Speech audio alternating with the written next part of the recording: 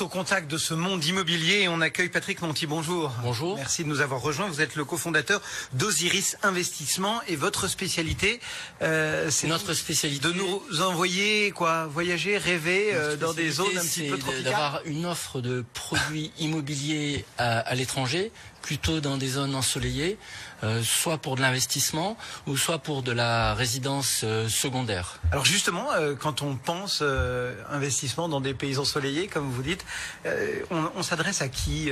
Ce sont des gens qui veulent juste investir pour avoir du rendement? Ce sont des gens qui veulent investir pour aller en vacances?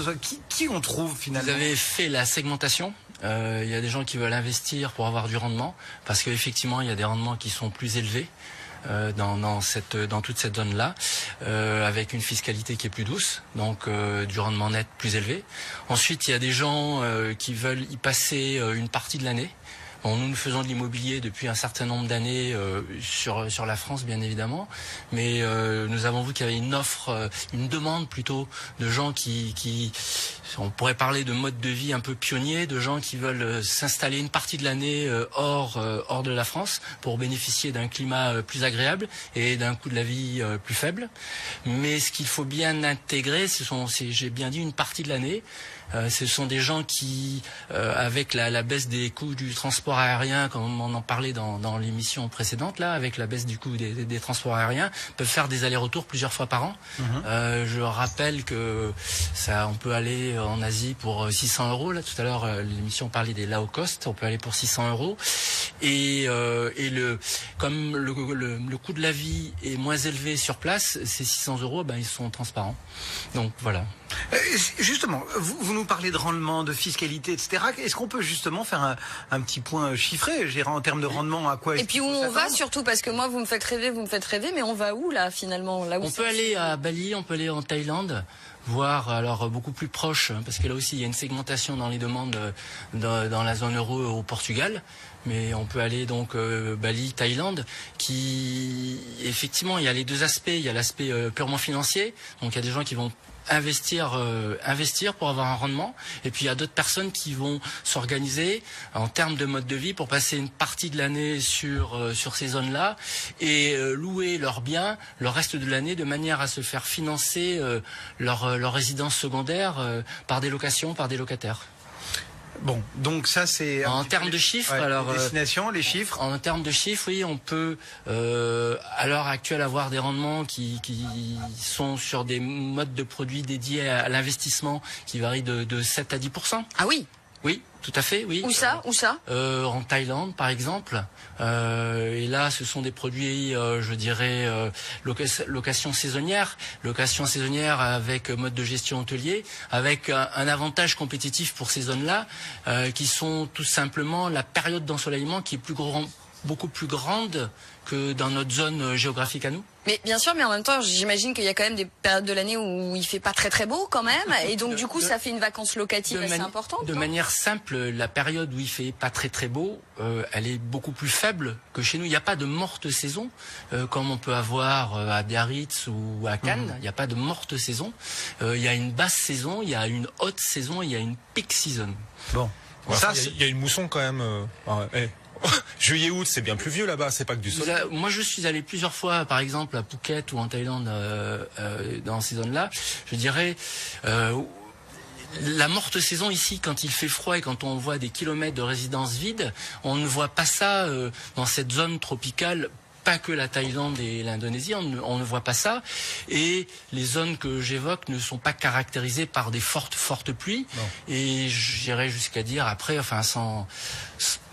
quand il pleut et qu'il s'arrête de pleuvoir et qu'il fait beau après et qu'il fait chaud, c'est pas du tout la même chose que quand il pleut et qu'il fait froid. Bien sûr, non mais on imagine quand même qu'il y a des vacanciers, des gens qui auraient potentiellement pu louer votre appartement, votre bien, qui juste ont pas envie de tenter le diable et n'y vont pas. Donc en termes de vacances locatives, est-ce que ça représente pas quand même en termes de rendement pur, quand tout à l'heure je parlais de saisonniers avec management hôtelier, il y a des hôteliers, des grands noms, qui prennent des engagements de rendement, à eux de faire leur affaire, de remplir. Ce sont des spécialistes du remplissage, les hôteliers, à eux de faire leur affaire du remplissage. Donc là on investit finalement dans des appartements qui sont liés à des grandes structures en fait. On est propriétaire et il y a un management. Par exemple, on a des produits qui sont managés par Best Western Premier ou Ramada, et eux prennent des engagements sur des périodes déterminées, de dire pendant 5 ans, j'offre un rendement de temps. Voilà. Un petit mot des risques. Est-ce que le cadastre, par exemple, est le même partout? Est-ce que le notariat est le même partout? Comment ça se passe? Et est-ce que finalement, lorsque on est mentalement préparé comme des Européens, comme des Français, à avoir un truc bien carré où les responsabilités sont bien encadrées, est-ce que en partant sous ces latitudes, on a exactement le même cadre, ou est-ce qu'il faut être méfiant, prudent, sélectif sur l'intervenant, Alors effectivement, on n'a pas le même cadre. Autrement il faut pas partir si on veut garder le même cadre. C'est ce que je dis souvent à des gens. S'ils veulent exactement le même cadre, s'ils vont ailleurs, par définition le cadre sera différent. Par contre, c'est vrai qu'on est un pays réglementé, bien réglementé, la France, mais il y a d'autres pays qui sont bien organisés, qui ont un cadastre, qui ont des règles qu'il faut respecter. Il faut jamais oublier qu'on est étranger, qu'il faut bien respecter les règles. Il faut s'informer sur les règles. Effectivement, là, ça fait une différence. On les connaît pas forcément, mais quelque part, je m'aperçois avec le temps qu'il y a beaucoup de choses qui se retrouvent avec des particularités, mais il y a beaucoup de choses en commun. Pour une opération sur Bali, on s'est aperçu, où là on était opérateur en direct, que l'obtention d'un permis ressemblait à l'obtention d'un permis, je dirais en France, d'un permis de construire, avec pas de la même manière, mais un recours des tiers et des choses comme ça. Mais ce sont des pays qui sont organisés. Il faut pas que l'on soit condescendant. Ils ont des règles. Non, c'était pas une question de condescendance, c'était une question que l'investisseur aujourd'hui, l'auditeur de BFM Business, il a envie d'avoir toutes les cartes en main pour faire son choix. Il faut se rapprocher d'un professionnel qui fera interface et qui donnera les informations à l'auditeur de BFM concernant le pays, pour que l'auditeur lui-même puisse prendre ses décisions en connaissance de cause. Mais est-ce qu'il n'y a pas de fiscalité cachée, d'autant plus quand on est investisseur étranger? Est-ce qu'il n'y a pas des choses... Alors là, c'est un sujet, effectivement. Non, la fiscalité, elle est simple. Elle est beaucoup plus simple qu'en France. Ça, je vous le confirme. Il n'y a pas de mal, je pense. Voilà, mais il y a des règles qui sont claires.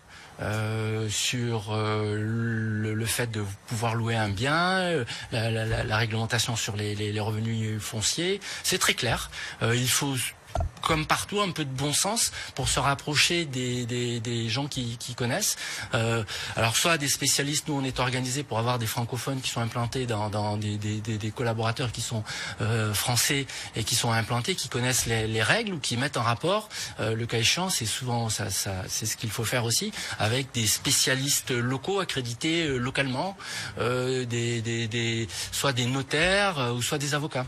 Et les prix, juste quand même, par exemple. Alors les prix, on peut avoir une maison, par exemple à Bali, pour 180 000 €, 100 mètres carrés habitables, avec une piscine sur un terrain, avec un magnifique jardin tropical, voilà, et qui peut se louer. Marie, plutôt que d'investir à Pont-de-Flandre, Bali, je pense. Voilà, on peut avoir piste de réflexion. Voilà. Merci beaucoup d'avoir pris ces quelques minutes pour nous expliquer tout ça et nous emmener un petit peu au soleil. Merci beaucoup Patrick Monti pour Osiris Investissement. Merci Marie, on se retrouve demain. Comme d'habitude. Rendez-vous est pris pour le club, pour la vie IMO.